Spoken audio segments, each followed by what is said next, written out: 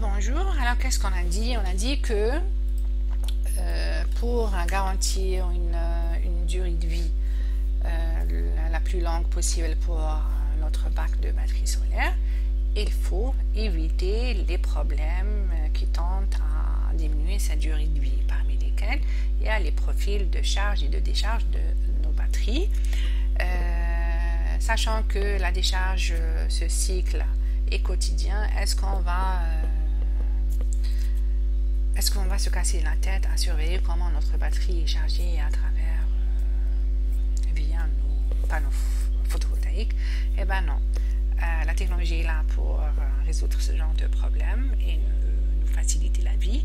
Alors pour ce, il existe des dispositifs qui sont les régulateurs de charge et de décharge des batteries qu'on utilise bien évidemment en photovoltaïque. Alors on va parler de cet aspect-là, c'est l'aspect surveillance de la charge et de la décharge, c'est la régulation, le contrôle de la charge et la décharge d'une batterie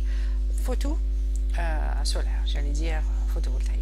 Donc, par définition, un régulateur de batterie est un dispositif électronique qui sert à contrôler et réguler la charge et la décharge de la batterie pour assurer sa protection.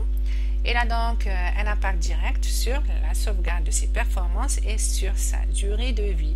On parle de la durée de vie, on parle de performance. Une batterie qui a 6 ans et qui ne fonctionne pas bien, alors elle est morte.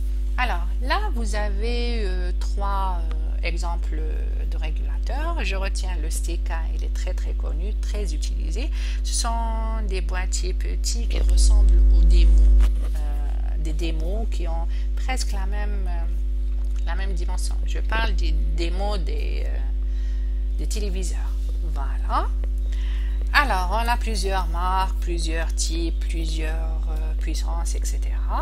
Maintenant, je vais me consacrer cette vidéo aux régulateurs pour, par exemple, voir leurs caractéristiques, leurs propriétés, comment les brancher, etc. Alors, je vais commencer par les caractéristiques d'un régulateur photovoltaïque. On a 5 caractéristiques techniques d'un régulateur photovoltaïque. D'un régulateur, de batterie, pour batterie solaire. On a le courant maximal de charge. Alors, le courant maximal de charge, pour expliquer ces 5 caractéristiques, je vais prendre un régulateur et sa batterie.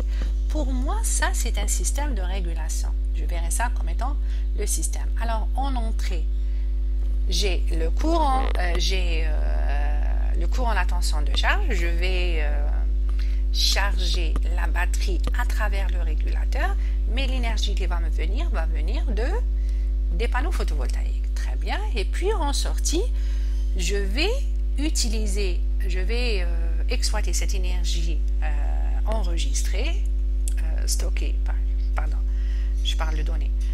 Alors, l'énergie stockée pour faire fonctionner des charges pour mon utilisation. Alors, je prendrai le régulateur et la batterie comme étant un système. J'ai l'entrée et j'ai la sortie. Pour expliquer le courant maximal, alors je décale un peu pour avoir un peu de place. J'ai dit que le courant maximal de charge va être fourni par les modules photovoltaïques. Alors, le régulateur, c'est un composant, c'est un équipement, c'est un composant électronique. Et en électronique, on ne peut pas se permettre de dépasser des limites, sinon je vais bousiller, je vais griller mes circuits. Alors, je dois faire attention au courant maximal qui va me venir des modules photovoltaïques. Alors, j'ai des modules photovoltaïques. Ils sont là, ils sont dimensionnés tels. Au moment où je vais choisir mon régulateur, je dois choisir un régulateur qui va supporter ce courant. C'est simple. Alors, comment calculer ce courant? J'ai par exemple ici les caractéristiques IV d'un module photovoltaïque. Là, je vois par exemple aux conditions STC, c'est de l'ordre de 6, 8. Bon, je vais dire c'est à peu près 6,3. Alors, le courant maximal que peut fournir un module photovoltaïque, c'est pas le Imax qui correspond au point de puissance max qui est égal à 6 volts, mais le courant maximal, je peux l'avoir en court-circuit. Si j'ai un court-circuit, j'aurai un 6,3 ampères. J'ai dit volts tout à l'heure, je ne me rappelle plus. C'est 6,3 ampères à ne pas confondre avec le courant max. Le courant max, c'est le courant point de puissance maximale, mais mon courant, la plus grande valeur du courant qui est là, elle est égale à ICC, c'est 6,3 ampères. Alors là, par exemple, j'ai 1, 2, 3, 4 modules.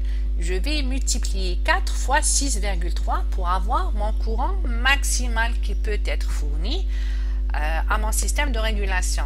En plus de cela, le courant maximal là, le ICC là, je peux l'avoir en lisant l'étiquette qui se trouve à l'arrière-plan backsheet du module photovoltaïque. Je lis ici, qu'est-ce que j'ai? J'ai le peak power maximal, Pmax, c'est de 270 watts. Open circuit voltage, VOC, la tension circuit ouvert, 38, le max power voltage, c'est la tension au point de puissance max. Short circuit current, c'est le courant maximal, le ICC. Là, c'est 9, là, j'avais dit 6,3, c'est un autre module, c'était un exemple. Et là, le maximum power point current, c'est le courant au point de puissance max. Entre celui-là et celui-là, je choisis celui-là. C'est le courant de court-circuit. Voilà.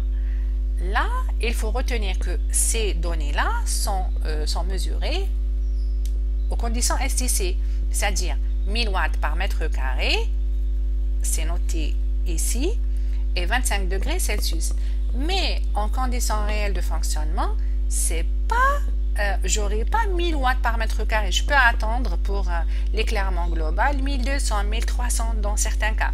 Alors, je prends cette valeur-là, je multiplie fois le nombre de modules qui sont branchés en parallèle, d'accord, pas en série, en parallèle pour avoir le courant maximal, et puis je le multiplie fois un facteur de sécurité, 1,2, 1,3. Vous allez lire les datasheets, vous allez comprendre ça. Ne jamais utiliser Imax, utiliser ICC, multiplier fois le nombre de modules branchés en parallèle, et en plus multiplier par un facteur de sécurité parce que les conditions peuvent être plus agréables, l'éclairement plus élevé que 1000 watts par mètre carré. Voilà. Alors, pour le courant maximal de décharge, là, je vois le côté charge. Je vais décharger ma batterie. Alors, je vais prendre en considération mes charges. J'ai des ampoules, par exemple, pour l'éclairage, une télé, un chargeur de téléphone, de PC, etc. La radio. Si mes charges sont utilisées en même temps et que chaque charge a besoin d'un courant, je fais la somme de tous les courants et je multiplie par un petit facteur de sécurité.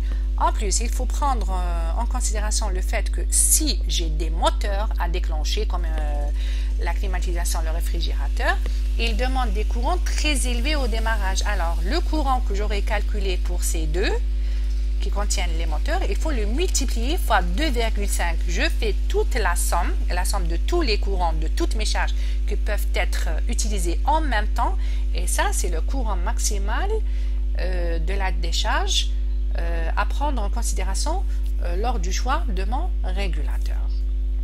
Voilà. Qu'est-ce que j'ai aussi? J'ai la tension maximale admissible. Voilà. En troisième lieu, la tension maximale admissible pour ne pas que ça éclate le régulateur. Alors je dois revoir mes panneaux photovoltaïques. Je vais expliquer ça dans la vidéo suivante parce que ça prend du temps et j'arrive à mes 10 minutes maxi. Alors à la prochaine vidéo.